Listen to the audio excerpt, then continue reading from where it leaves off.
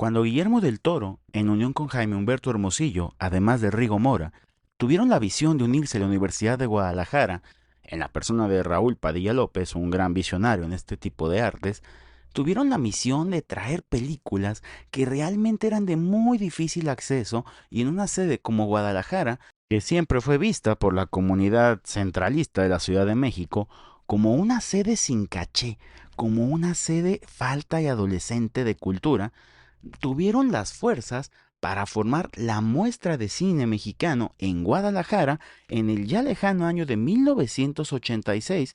Hicieron los cimientos de uno de los festivales más poderosos, no solo ya del país, sino de toda Iberoamérica. Esta unión de la Universidad de Guadalajara, el DICSA, el IMCINE y la Secretaría de Relaciones Exteriores, en conjunto con escuelas de la UDG, del famoso CCC y del CUEC en el Teatro Cabañas, han sido una revolución que actualmente ha evolucionado. Obviamente el mensaje inicial de la muestra de cine ha cambiado con el paso del tiempo. Actualmente lo consideran muchos un festival industria. Yo realmente quisiera que volviéramos a las raíces. Sin embargo, es evidente que el paso del tiempo hace que esto evolucione. Pero Guadalajara no solamente es industria, es una de las sedes más importantes del cine iberoamericano en todo el mundo. Y prueba de ello son los filmes que gracias a la magia tapatía y sobre todo aquella visión de Hermosillo, Mora y obviamente del Toro, en gran conjunción con Padilla, se logró tener siempre el cine de calidad, el cine sobresaliente, el cine disruptivo y ante todo, momentos que nos hacen considerar siempre la vida de cine. Felipe Flores quien te habla. Es muy importante recordar nuestra historia para no repetir errores y poder cimentar un mejor futuro. Y el día de hoy traemos las joyas del Festival Internacional de Cine de Guadalajara. Bueno, en Guadalajara, esta evolución que recordemos se dio hasta su edición número 27, si más no recuerdo, cuando el Guadalajara Film Fest evolucionó al nombre actual.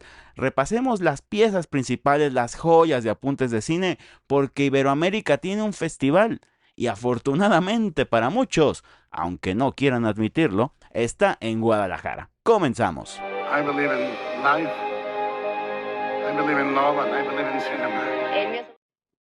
Qué bonito es recordar nuestro pasado para entender el presente y caminar hacia el futuro. Vaya, es quien les habla. Gracias por chutarse la clase de historia un ratito, pero siempre se me hace muy importante el que recordemos los verdaderos valores del Festival Internacional de Cine en Guadalajara, sobre todo el por qué nació. Ahorita inclusive de fondo musical escuchan a mi querida Diana Bobbio, que la verdad le está rompiendo, esta norteñita que anda con todo. Pero Guadalajara, yo insisto, no es solamente industria, no es solamente series, como ahorita ha evolucionado o ha pasado y tuvo un gran éxito comercial, hubo muchísima difusión, que eso es lo más importante, pero Guadalajara es la fiesta del cine que empezó a traer grandes éxitos, sobre todo de Berlín, de San Sebastián, de la quincena de cineastas en Cannes, porque no he sido de la jornada del autor allá en Italia, ese cine, de Rotterdam obviamente, cómo se me fue a olvidar, pero ese cine disruptivo ya lo hemos tenido en apuntes de cine. Bueno, recordemos Tardes de Soledad, que también estuvo aquí, o Último Azul, que tuvimos en Berlín, Sorda, que hablaremos de ella, pero bueno, vamos a platicar ya de las joyas del Festival de Cine en Guadalajara, porque realmente ha tenido una labor espectacular este año y yo creo que debemos de estar muy contentos. 40 ediciones, se nombra fácil, se dice fácil, es toda una vida, que sin embargo está llena de retos. El año que entra viene el Mundial, inclusive aquí en Guadalajara, así que va a ser un apretadero de fechas impresionante y que va a pegar en mi salud mental. Pero bueno, hablemos primero que nada de las joyas de este año y déjame comenzar con la primera película que quiero que pongamos mucha atención. Nos vamos directo al asado, directo al contenido. Qué padre es la vida de los atletas olímpicos, porque ganan medallas, salen en comerciales, están protagonistas en la caja del cereal. Pero ¿qué viene después? Sabemos que por sí yo siempre se les he mencionado desde que he estado en mi carrera como periodista deportivo que una medalla para un mexicano no es un hecho de pronosticar. Usted no le haga caso a Sport Illustrated y ese tipo de cosas. Es imposible, realmente las condiciones, no solamente atléticas, sino mentales y además económico y sociales de los atletas en México, les hacen que el que tengan una medalla es básicamente un milagro. Es algo único. Y ahora el protagonista del que les voy a hablar no solamente tiene una, tuvo dos. Y en dos procesos distintos. Les quiero hablar de mi querido Duba, el Dubai. ¿Quién no recuerda a este clavadista que realmente en su tiempo pues supo sacarnos los corazones, nos supo sacar a todos de la concepción de lo que son los clavados, de lo que puede suceder realmente. Y Duba, pues fíjese que es la historia de un gran hombre, de una persona que a mí me quedé impresionado. Bueno, fui su agente de prensa, también les voy a ser muy honesto en eso, así que me sentí un poco tramposo de ponerle en las joyas, pero yo no trabajaría con alguien si no creyera en su contenido, eso se los quiero poner muy en claro. Y la historia de mi querido amigo, es muy chiquito él, Jonathan Álvarez, 21 años apenas, y ya está haciendo cine, imagínense lo que se viene un monstruo del documental mexicano. Pero bueno, volviendo al tema, con Duba, este repaso, este recuento que tenemos sobre la carrera de Germán Sánchez. ¿Quién es Germán Sánchez? Doble medallista olímpico. Germán ha mostrado siempre un interés increíble. Actualmente trabaja ya como entrenador por ahí en el CODE. Aún no se retira oficialmente, pero la cinta nos narra lo siguiente. Después, pues de una herida, de una lesión que frenó de golpe su carrera por ahí del año 2021, Germán, de 31 añitos, doble medallista olímpico, que insisto, esto es un milagro, de verdad un milagro, ¿eh? Se prepara pues no para retirarse de los clavados, sino que se prepara para mostrar su valía y tratar de acudir a la Olimpiada de París en 2020, ¿qué fue? 2024. Ay, Dios mío, parece muy lejano, pero fue hace poco. Luego de meses de difícil recuperación, de tener obviamente la presión familiar en las manos, de tener esa sensación de que ya no le alcanza el 5 para el peso, Duba decide regresar a las competencias con el deseo de ganar una última medalla olímpica. Impresionante en el papel, ¿no? Reflexionando sobre los sacrificios del deporte, Germán se enfrenta a un miedo que está ahí, un miedo que no se va a ir, el no poder alcanzar el nivel con el que en su momento fue un campeón. Jonathan Álvarez Peña, 21 años, este cineasta de allá del norte, de Mochis. Sí, sí es de Mochis. Si no, mi querido Jonathan, tienes todo el derecho de patearme. Pero con la producción de Paulina Cázares Salinas, créanme que Jonathan hace un trabajo impresionante. ¿Por qué les digo esto? Sabemos que el cine deportivo, el más clásico, es una descripción o un documental narrado por Michael Robinson, o en su mejor suerte por un Michael Jackson, si quieres ponerlo más pop, y te habla de los eventos, del triunfo, de cómo llegaron a la meta, pero nadie te platica de la frustración, del coraje, de las lágrimas que da, no solamente el no llegar a la meta, sino el dialogar tu retiro. Creo que eso es uno de los principales elementos en las joyas de apuntes de cine, joyas de este Festival Internacional de Cine en Guadalajara, que nos trae Duba. Compitió de hecho en Jalisco, que la verdad creo que tuvo papeles para ganar ese premio con la mano en la cintura, pero pues se decidió premiar el concepto de industria y de, ya sabemos, esas cosas que no voy a relacionarlas hoy. Pero lo que sí les puedo decir es que Duba es una de las joyas, no solo por el gran trabajo que se hizo con la dirección de Jonathan Álvarez, sino por la naturalidad que tiene Germán Saúl Sánchez Sánchez. Este hombre, este chico que realmente todavía es joven, nos da una muestra de lo que es ya no solo la resiliencia, sino el aprender que en ocasiones, pues la vida da para ciertas cosas y también es de valientes el decidir que pues ya no dio, que ya no se pudo y que simplemente pues ya pasó a lo mejor el mejor tiempo. Y Duba, creo yo, más que ser una despedida, es uno de los momentos más importantes para este, no solo para este atleta, sino para este joven cineasta Jonathan Álvarez, que yo tuve el gusto de conocerlo en un espacio radiofónico del cual no vamos a hablar mucho de él por ciertas cuestiones personales, pero que si hay algo que destaqué en ese programa, en ese espacio, es el talento de este joven, es el talento de este muchacho que le hace la crítica de cine también, le gusta hablar de crítica de cine, le gusta expresar sus contenidos y sus incertidumbres sobre la cinematografía, y todo eso lo vi yo bien reflejado en su documental. Por momentos dentro de la jerga, dentro de la broma, le mencionaba que me gustaba mucho, lo equiparaba mucho a la labor de un joven Wang Bing, porque es un documental inmersivo, es un documental que te escupe en la cara ciertos momentos de infelicidad. Es cierto, es un trabajo debutante, se nota en algunos momentos esta cuestión de que es un Benjamín que va iniciando, pero oye, con 21 añitos a iniciar en la muestra de cine de Guadalajara, bueno, perdón, en el Festival Internacional de Cine en Guadalajara y competir a palmo, pues con la mayoría, para mí, dentro de las producciones mexicanas que estrenaron, por eso yo la destaqué como la joya, fue de las mejores mexicanas. Y eso tiene su mérito y eso tiene de verdad una voluntad inconmensurable. Duba, de Jonathan Álvarez Peña, desde el norte de Jalisco hasta Guadalajara, exalumno o egresado de ITESO, nos demostró los galones y que los clavados pues pueden ser de distinto tipo de dificultad. Este fue un clavado con una gracia increíble, una gracia perpetua y sobre todo con momentos de cine que a mí no se me van a olvidar. Créanme, fue muy difícil hacerle la campaña de publicidad, pero fue un éxito. Tan éxito que yo creo que vale la pena y tiene su derecho de estar en las joyas de Apuntes de Cine. Felipe Flores quien te habla, gracias por estar en el podcast de Apuntes de Cine, las joyas y wow. ¡Qué rápido! Segunda edición de Joyas de la que hablamos, venimos de Tribeca, viene Anshi y ahora viene Guadalajara que no se cansa de traernos buen cine del exterior, no se cansa de traernos justamente esos dogmas que dejaron impuestos Rigo Mora, Jaime Humberto Hermosillo, Guillermo del Toro y nuestro querido licenciado Padilla, no se cansa de traernos buen cine. Les mencionaba que no iba a hablar de Tardes de Soledad y Último Azul porque ya los vimos en Berlín, sin embargo hay una película de la cual sí quiero hacerlos muy partícipes. Sí que escuchemos a Eva Libertad, que nos trae un relato llamado Sorda. Pues Sorda sigue a una pareja formada por una mujer sorda y un hombre oyente que se enfrentan a la maternidad-paternidad y vamos a ver cómo esa relación se modifica a partir de la llegada de la criatura y cómo esa madre sorda tiene que confrontar y que atravesar ciertos conflictos, dificultades por el hecho de ser una madre sorda en un mundo oyente. En realidad, antes de hacer el largometraje hicimos un cortometraje que también se tituló Sorda, y el cortometraje sí que partía de la experiencia real de Miriam Garlo, que es la actriz protagonista, que es mi hermana, y es una persona sorda.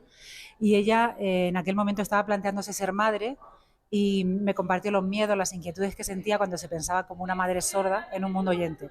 El cortometraje sí que está inspirado en ese momento real, pero luego para hacer el largometraje yo me desapegué por completo de su experiencia real, de su vida, y lo que hice fue documentarme con entrevistas a madres sordas para que me contasen sus experiencias durante el embarazo, el parto y la crianza, y así poder empezar a crear la historia. Bueno, yo creo que el problema de nuestras sociedades es tan complejo, o sea, vivimos de espaldas a la discapacidad, a la diversidad funcional. Creo que es algo que se tiene que tratar de una manera muy amplia y desde muchos frentes.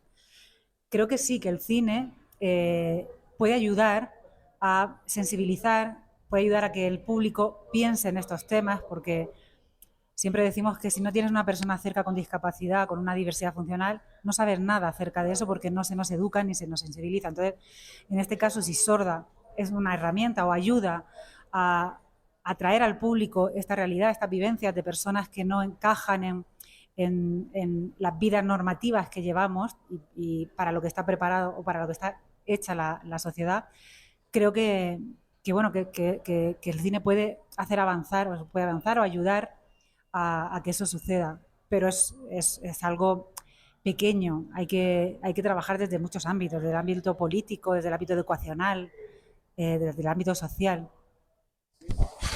En mi caso, entrar en una realidad que no conocía, como bien decía Eva, que vivía de espaldas a ella, y entonces pues un aprendizaje constante, ¿no? Cuanto más conocía sobre la sordera, más me daba cuenta de lo mucho que me quedaba por aprender, y yo creo que al final es tener la información, tener las personas alrededor, ¿no? Que te van introduciendo y poco a poco pues entender cada vez un poquito más. Lo más complicado a la hora de rodar, pues en realidad al final un rodaje es un rodaje, se trate del tema del que estemos tratando. El hecho de trabajar con actrices y actores sordos, con parte del equipo sordo, no fue en absoluto algo difícil. O sea, se tomaron ciertas medidas para que el rodaje fuese lo más accesible posible, para que la comunicación fuese posible entre las personas sordas y oyentes. Trabajábamos con intérpretes, el equipo estaba medianamente sensibilizado porque ya antes se les había pasado muchísima información sobre la sordera, Así que al final el rodaje lo más complicado para mí, por ejemplo, fue trabajar con bebés. Trabajar con una perra que también tiene un peso en la película. Bueno, las complicaciones de un rodaje, es que siempre tienes la sensación de que falta tiempo, eh, pero aún así fue un rodaje bueno, muy bonito de vivir sí, y muy divertido también. Pues estamos muy emocionadas, muy emocionados por estar presenciando lo que está pasando en las salas que está confluyendo público sordo y público oyente, ¿no? Que es algo que desde el primer momento Eva nos compartió que era lo mejor que le podía pasar a esta película y recibir, ¿no? Pues diferentes testimonios, ¿no? Y experiencias de ese público sordo que se ve igual por primera vez reflejado en pantalla o de esta manera y el público oyente que agradece mucho, ¿no? Pues tomar conciencia de cosas que antes ni se había planteado, ¿no? Como yo mismo cuando inicié el proyecto. Así que es muy emocionante todo el viaje que hemos tenido con los coloquios, las presentaciones, los estrenos, las entrevistas incluso también. Es algo muy bonito y a mí nunca me había pasado algo así con una película. Y hay algo muy bonito en comprobar que la gente, el público, estaba deseando esto. Eso era algo que nos conmueve continuamente, que es, en realidad la gente no es sensible a una realidad porque no tiene información, pero si le das la información, si le cuentas, rápidamente la gente se pone a disposición de ese descubrimiento o esa dificultad que tienen personas que no son, bueno, que no tienen la suerte de poder encajar en esta sociedad, que no tienen que enfrentarse a barreras comunicativas. Y cuando se lo explicas y lo ven, la gente está respondiendo con muchísimo amor y muchísima inteligencia también. Pues yo personalmente muy ilusionada y también celebrando continuamente que para mí parte de esta alegría tiene que ver con la entrada de mujeres directoras a la industria, que están liderando proyectos y que están llegando a festivales de nivel y siendo premiadas. Ya te digo, eh, para mí son referentes, o sea, estas mujeres que están nombrando, son referentes para mí y el paso de ellas y sus trayectorias y sus películas me han legitimado a mí misma también para atreverme a contar esta historia, que es una historia también muy personal y muy cercana a mí. Así que ojalá que sigan viniendo más. Tiene que ver también, esto hay que decirlo, esto no es un movimiento natural de la sociedad, sino que tiene que ver con acciones positivas y con un tema de apoyar y de ayudar a que las mujeres entren en la industria con medidas concretas. Que se vea, que siga conectando con el público, que siga llegando ahora mismo, ya se ha vendido a más de 40 territorios, que el público de todas partes conecte con Sorda y que se muevan, se muevan cosas y que de alguna manera ayude también a mirarnos como sociedad y a decir qué está pasando aquí, porque estamos viviendo de espaldas a estas otras maneras de estar en el mundo y de percibir y de sentir el mundo que son necesarias para la sociedad, pero que no conocemos y que si entrásemos en contacto, nuestras vidas también se enriquecerían muchísimo. Eva Libertad y Álvaro Cervantes, que junto a la talentosísima actriz Miriam Garlo conforman el elenco de Sorda, cinta ganadora de la sección Panorama de la pasada Berlinal, y que, como escucharon, tuvimos un momento muy bueno a hablar de Sorda. En resumidas cuentas, es la historia de Ángela, una mujer sorda que va a tener un bebé con Héctor, su pareja, que sí es oyente. El embarazo los hace aflorar no solo sus miedos sobre la maternidad y sobre cómo podría desarrollarse la comunicación con la hija, inclusive su relación como pareja, sino de toda la hipocresía moral que existe alrededor de la reinserción social que tienen los pacientes con alguna discapacidad auditiva e inclusive lo visual, hablando de temas más profundos. La cinta lleva a Ángela a afrontar la crisis crianza de su hija en un mundo que realmente no está hecho para ella. El largometraje está basado en el corto de 2021 con el mismo nombre y, como mencionaba su directora Eva Libertad, complementado con las vivencias de las mismas personas. Nuestra cinta sorda ha sido un gran refresco, es un complemento refrescante, sobre todo para este cine español que parece que está liderado por grandes cineastas, estupendas mujeres. Ya escuchábamos el relato, hablábamos con Eva Libertad sobre Carla Simón y sobre también Estíbaliz Arreozola, pero de verdad lo que hemos visto con Sorda es una de las joyas de apuntes de cine y que seguramente estará colándose en lo mejor del año 2025. Cinta que nos maneja estos conceptos de hipocresía moral de una forma sorprendente. Pero continuemos, y yo quería que esta parte realmente la hicieran realmente muy partícipe con la cinta de Eva Libertad, porque hay otra película que destaca con luz propia. Es parte del comité invitado de este Festival Internacional de Cine en Guadalajara. Recordemos que Portugal, la nación ibérica, es la invitada del año 2025, y Takashi Sugimoto es un autor que realmente nos ha dado un cine bastante interesante. Le fue muy bien haciendo mucho en Serbia, en varios festivales de cine. Ha tenido realmente varias condecoraciones en el cine nipón. Hoy hace una coproducción con Portugal para poder estar aquí presente justamente. Y les quiero hablar de la cinta que realmente marca un antes y un después en la carrera de este cineasta. En conexión con Portugal, 100 minutos de un documental espectacular, porque vemos el género documental hecho misticismo, hecho leyenda. Una cinta que de verdad encanta por ese tema, inclusive esotérico, pudiéramos decir en algún momento. En una zona rural del sur de la India, la poderosa deidad Balaí ejerce una fuerte influencia sobre Sarawatki. Como muchas mujeres de su pueblo, ella peina el cabello largo oscuro de sus hijas pequeñas en un ritual diario, casi místico, podría decirles sagrado. El exceso de pelo adquiere un valor monetario muy importante cuando los Narikuawa, una tribu marginada que se dedica a la caza de aves, visitan las aldeas cercanas para recogerlo a cambio de artículos domésticos e inclusive comida. El oro negro es el cabello humano y ese tiene nuestro valor.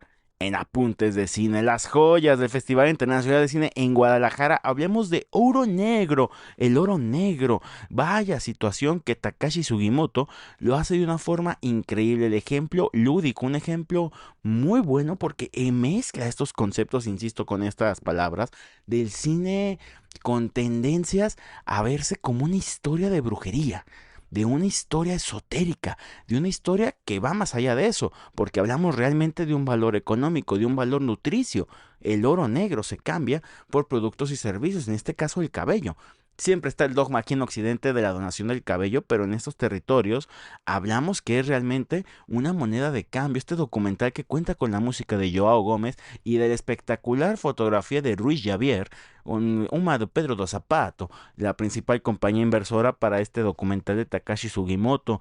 Realmente la historia de Sarawatsi, que decide ofrecer su preciosa y larga cabellera a esta edad balají en el templo para cumplir un deseo de nuevo. Realmente estos deseos, estas mezclas de favores religiosos, de sacrificios, casi pudiéramos decirlo demanda. Aquí en México somos muy guadalupanos, no entendemos esos conceptos. Y lo que hace nuestro querido Takashi Sugimoto es algo que a mí me dejó muy, muy complacido. Oro Negro, les puedo decir que es de esas películas que realmente marcan las situaciones en un festival de cine. Y creo que era momento de destacar esta película porque pues hace cuánto no nos llegan documentales con tan buenos contenidos, sobre todo a nuestro Festival de Cine en Guadalajara. Oro Negro marcó un antes y un después en la atención que pudimos ver de una forma bastante, pues les puedo decir yo, muy lúdica. A mí me encantó sobre todo esto que lo manejan como leyenda, ¿no? Lo manejan como una situación que realmente da miedo pensar en lo que va a suceder, pero es algo muy bueno el trabajo de nuestro querido Sugimoto, y que realmente con la donación de Sarawiti nos pone en perspectiva hasta dónde puede llegar una persona, ya no solo por el frenesí religioso, sino por realmente un pues algo que tomamos como un privilegio, un derecho, realmente es más bien, algo que tomamos como un derecho es realmente un privilegio y eso es tener una cabellera y Sugimoto nos hace adentrarnos de una forma bastante dolorosa en estos conceptos, aunque eso sí, para finalizar las joyas de apuntes de cine del Festival de Cine de Guadalajara, y tenía que integrarla, discúlpenme que no les hablara de esta película, les quiero hablar de una película que nos escupe en la cara, porque, Dios mío, cuántas veces no nos ponemos a practicar, a trabajar, siempre buscando una meta, un objetivo, algo real, trabajar en una empresa, empezar desde abajo, no lo sé. Y resulta que hagas lo que hagas o busques que te vean, que te escuchen, pues nunca da fruto nada de eso y te venden el discurso de la resiliencia y te venden el discurso de que ya llegará tu momento y que le reces a Santo Toribio Romo y etcétera, etcétera. Pero resulta que llega otra persona y ¡pam! De la nada le dan todo así de fácil, decía José José en su canción. Dan Chávez nos presenta a Joana Murillo, a Fernanda Catiori, a Silvia Mariscal, Mayra Batalla y Juan Pablo Castañeda, con guión del mismo Dan en colaboración con Claudia Garibaldi y Atzin Ortiz González, en la cinta Ceremonia, una película que realmente nos habla de un fenómeno que le digo yo es el fenómeno de la resiliencia, porque siempre te venden este discurso de que con paciencia, resiliencia y fe en Cristo todo se va a poder lograr, pero a veces la vida es una echada de mierda y no va a pasar. Así que por más que hagas las cosas, realmente estás destinado a mejor buscar en otro lado o mejor ya casi casi reinventarte a sí mismo. Pero la cinta nos habla de la directora musical María Valenzuela, interpretada por la hermosísima y talentosa Joana Murillo, que ella era considerada una gran promesa, ¿no? Una de esas clásicas mentes de futuro en el campo en este caso de la orquesta musical, ella es directora de orquesta. Tristemente y pese a todos sus esfuerzos, la carrera de María Valenzuela pues no fue lo que ella esperaba, no logró despegar al 100%, pese a que toca en el Teatro de Gollado, un símbolo aquí en Guadalajara, en las bellas artes tapatías jaliscienses. Ella busca desesperadamente una beca a New York que la valide en su gran estatus de talento joven, que ya no está tan joven, y es en ese momento cuando empieza a beber en su nihilismo, en su fracaso, en su ya valió queso esto, ya para qué. Aparece el joven Juventino Robles, interpretado por Fernando Catiori, un chico guapo, un chico que es influencer musical, inclusive podemos decirlo, tiene ideas nuevas, renovadas, realmente tiene todas las cualidades de este muchacho para tener el futuro que pues nuestra querida María no pudo tener. Y tristemente hay una frase que para mí resume al 100% las capacidades y la potencia no solo de Ceremonia, sino del cine y de este nihilismo tan triste de Dan Chávez, donde ella le menciona en una parte: no me incomoda tu presencia, me incomoda que te hayan puesto sin siquiera haber considerado mi opinión. Yo llevo aquí 10 años y toda una vida sacrificando para que me escuchen, para que me consideren, para que confíen en mí. Y tú llegas y te dan todo. Así de fácil. Ceremonia es una oda a los corazones rotos, amigos del podcast de Apuntes de Cine, a la promesa de hacer todo como se debe para que al final llegue otro y te quite ese famoso destino anhelado. ¿Cuántas veces no hemos visto esta historia en muchísimos filmes, en muchísimos libros, en la vida misma? Y creo que Dan Chávez lo hace de una forma tan brillante, tan espectacular, exprime todas las capacidades de nuestra querida y gran talento de esta rubia actriz, de esos chinos impresionantes de Joana Murillo. Realmente a mí me impresionó el score, es un momento espectacular de Tomás Barreiro. Samuel Kishi junto con Pérez López se encarga de la edición de este filme, que podemos decir es 100% tapatío, fue apoyado por el Fomento Filma en Jalisco, y Ceremonia es esa película que va a reflejar justamente el momento y la actualidad de este festival. Por eso yo quería hacer mucho ahínco en recordar lo que somos para no tener errores en el pasado, porque cuántas ocasiones nos desviamos del camino y de un festival que nació como una muestra de cine cultural para traernos todos los beneficios del cine mundial. y nos vamos a quererlo considerar simplemente un evento de industria. No es así, no es así. Y aunque me digan lo que me digan, el Festival de Cine en Guadalajara es un evento que va más allá de la industria y debemos de tener eso siempre al 100% como los valores y dogmas de este festival. Ceremonia es una cinta que realmente brilla, tiene notas de gente como Schwarzbowski, Beethoven, Tchaikovsky, Wagner. Realmente Murillo sabe comunicar esa desesperación, sabe comunicar esa falta de fe.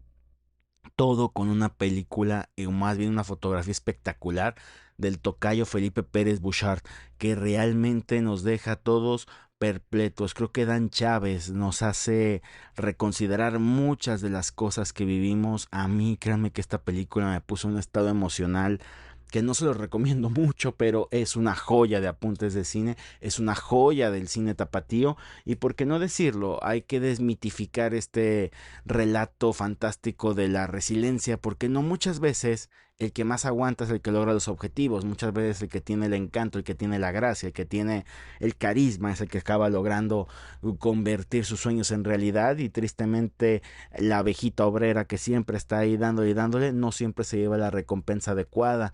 Incluso hay un momento donde creo que es un elemento un tanto chantajista, donde el antagonista de nuestra querida María, del personaje de Joana Murillo, le hace ver como que realmente ella ya no quiere ese objetivo, y eso se me hace un truco muy vulgar, muy cruel, porque ella sí quería mucho ese objetivo, pero los elementos o situaciones ajenos a ella, porque no era su talento, sino era la situación social, económica, inclusive moral, política, es la que la alejó de cumplir su sueño en Ceremonia. Dan Chávez nos da una oda a la falsa resiliencia y, por qué no decirlo, a uno de los momentos de cine que nadie queremos vivir. Felipe Flores, quien te habla, gracias por estar en el podcast de Apuntes de Cine, en las joyas del Festival Internacional de Cine en Guadalajara. 40 ediciones de un festival que vive momentos de incertidumbre, de catarsis, de cambios, pero que creo yo está en unas manos excelentes, está en muy buenas manos, y sin duda sabrán darle vuelta al destino que tiene este festival, que yo sí les pediría que recordemos sus valores cinematográficos y no lo veamos nada más como un elemento de industria. Felipe Flores, quien te habla, eso es todo. Adiós. I believe in life. I believe in love, and I believe in cinema.